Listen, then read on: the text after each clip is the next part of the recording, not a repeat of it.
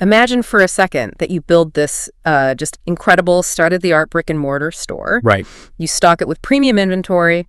You hire a great team. You build this beautiful brand. But then right at the front door, you hire a bouncer. Oh, okay.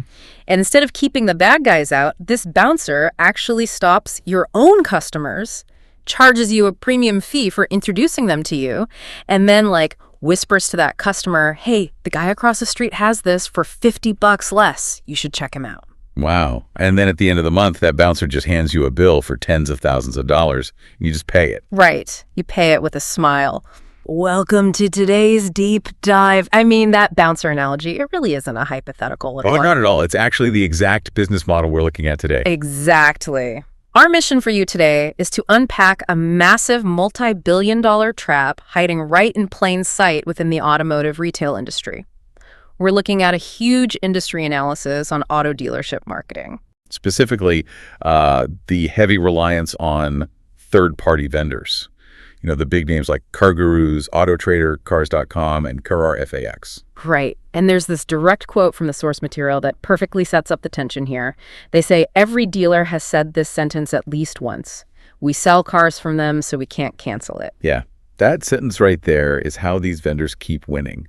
Because, well, the overarching aha moment we want you to take away today isn't a debate about whether these platforms sell cars. Because they do, right? They absolutely do. Nobody serious is denying that. The real exploration here is whether these businesses are just, blindly overpaying to rent access to demand that they could actually create and own entirely on their own. Rented demand versus owned demand. I love that framing. Because to understand why dealerships feel so trapped by these platforms, we first have to look at how these services just became as ubiquitous as the electric bill. The utility bill mindset. Exactly. Dealerships treat these marketplaces like mandatory utilities. You pay for your website, your CRM, your dealer management system. And then you obviously pay Autotrader and our Cars.com and CarFAX. Right. And then you layer on SEO and social media and programmatic ads. Yeah. Until the marketing stack looks incredibly impressive on a whiteboard, but the bank account just feels totally suffocated at the end of the month. But we should be fair and validate why this happened. It didn't happen by accident. Right. They solved a real problem. Exactly. Consumers wanted one centralized place to compare inventory and prices across multiple dealers. And if you look at the Cox Automotive Car Buyer Journey report, the data totally backs up their dominance. What do the numbers look like? Well, 75% of buyers use third-party sites. That's compared to just 59% using dealership sites and 41% using search engines. Plus, the report shows buyers visit an average of 4.6 websites during the whole process. Wow. Okay, so the value proposition for the shopper is very real. But let me push back a bit or play devil's advocate here. Go for it. If these platforms have that kind of massive reach, isn't paying them just, the cost of doing business in 2026? Aren't you basically just buying guaranteed foot traffic at the digital mall? That's the logic dealers use. But the issue isn't buying marketing. The issue is that dealers are paying multiple companies to fight over the exact same shopper. Oh, I see. Yeah. You are renting access to the same buyer from 5 different landlords. 5 landlords for one tenant. That sounds like terrible real estate. And the financial scale of this trap is just staggering. The source material lays out some crazy numbers. For example, Cars.com in the fourth quarter of 2025 had 21.7 million unique visitors. Okay, massive reach. Huge reach. And they pulled in about $29,664 annually per dealer. Almost $30,000 a year, just for one vendor. Exactly. Then look at CarGurus. By the end of 2025, they had over 26,000 paying U.S. dealers, raking in roughly $31,752 annually per dealer. And Cox Automotive, in August 2024, they attracted 27.7 million unique visitors and generated 88 million leads. Not to mention CARFAX, which is partnered with over 30,000 dealerships. So these are massive media empires. But here's the thing. If I'm paying $30,000 a year for one of these platforms, I'd assume it's designed to make my brand shine, right? You would hope so, yeah. But the way these platforms are built actually does the exact opposite. The analysis calls this the hidden tax of commoditization. Oh, the grid tile effect. Yes. On your own site, you control the store, you control the brand. But on a marketplace, your beautiful $50,000 SUV is reduced to just a single tile in a massive grid. Right, it flattens everything. It totally flattens it. It's like throwing your prize-winning secret family recipe into a massive all-you-can-eat buffet. Suddenly, nobody cares about your secret ingredients. They just want the cheapest dish that's closest to their plate. That buffet analogy is perfect because it explains the margin compression trap. Here's how this hidden tax actually works mechanically. Walk us through it. First, the dealership pays the platform a hefty subscription fee for exposure. Then, the platform uses the dealer's own inventory to create this high-friction comparison environment. Using their own cars against them. Exactly. And because of that environment, the dealers then forced to slash their prices just to rank higher against all the other dealers' cars. So you pay for the exposure, and then you pay again out of your own profit margin. Yes. The vendor gets guaranteed subscription revenue, the customer gets ultimate transparency, but the dealer just gets squeezed. Wow. We have to emphasize for you listening, consumer convenience does not equal dealer profitability. The platform's incentive is to keep the shopper on their site. Right, clicking around their ads. Right, which directly conflicts with the dealer's incentive, which is protecting their gross margin and actually building loyalty to their physical store. Okay, so if these platforms are actively compressing margins and stripping away the brand, why on earth do dealerships keep renewing these six-figure contracts? Well, because the reporting makes them look invincible. The source material calls this the attribution illusion. Ah, attribution, the classic marketing buzzword. How does that illusion work? So think about a modern buyer journey, right? Say a customer sees a car on CarGurus. A tracking cookie drops. Then they Google the dealer, browse the dealer's site. Okay, another cookie. Exactly. Then they click an Autotrader ad. Finally, they just walk into the store and buy it.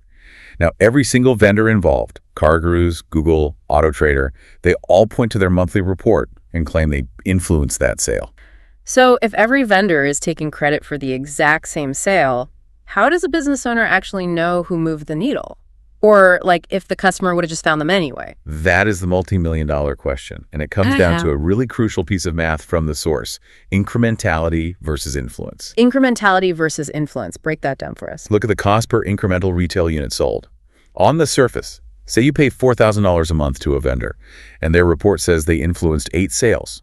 Okay, so $4,000 divided by 8, that's $500 a sale. Looks like a great deal. It looks fantastic, but what if 5 of those 8 buyers were already in your database or were searching for your specific website anyway? Oh. You only got 3 truly incremental sales. So the true math isn't $500. Your true cost is $1,333 per sale. Yikes. That is a completely different reality. And when you add in the $700 of gross margin you lost because that marketplace shopper was aggressively price comparing, suddenly the ROI is just terrible. It's a total trap. And it really highlights the loyalty deficit here. Third-party leads aren't loyal to the store at all. No, they are loyal to the deal. They are shopping the market. So dealers aren't buying exclusive demand. They are buying a race to the bottom filled with duplicate leads and, appointment no-shows. Exactly. So knowing the math is broken is one thing. Right. The big question is, how does a business actually escape a multi-million-dollar dependency without completely tanking their sales numbers? Well, first you have to understand the difference between capturing demand and creating demand. Capturing versus creating. Okay, so marketplaces capture demand. The shopper already wants a car. They go looking, and the marketplace acts as a net. Yes, whereas direct first-party advertising actually creates demand.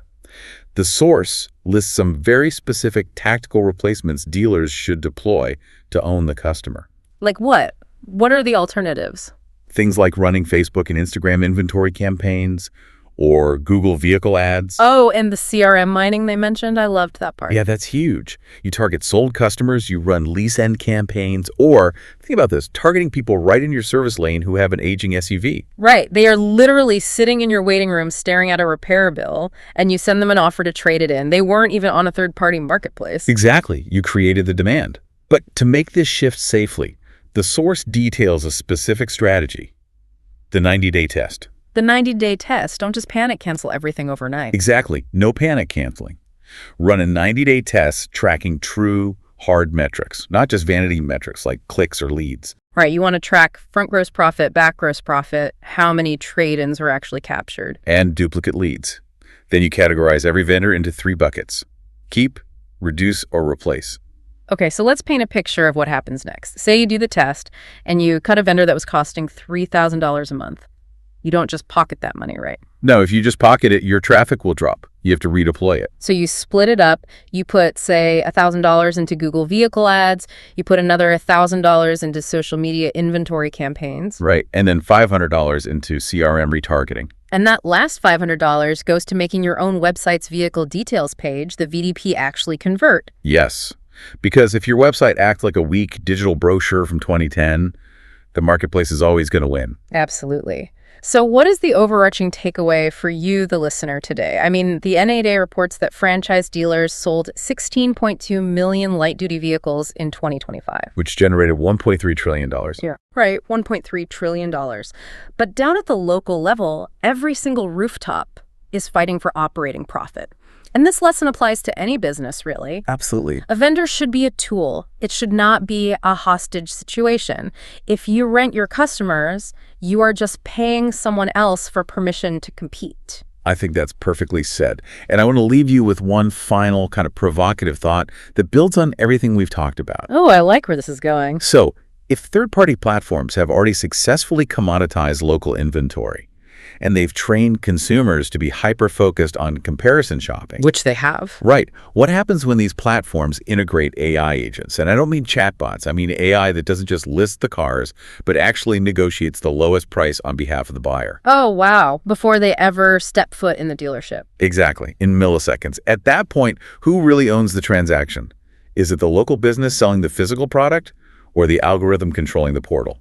That is a terrifying thought for a business owner. It really is. Who really owns the transaction? It's definitely something to think about the next time you pay that utility bill. Thanks for jumping into this deep dive with us. Catch you next time.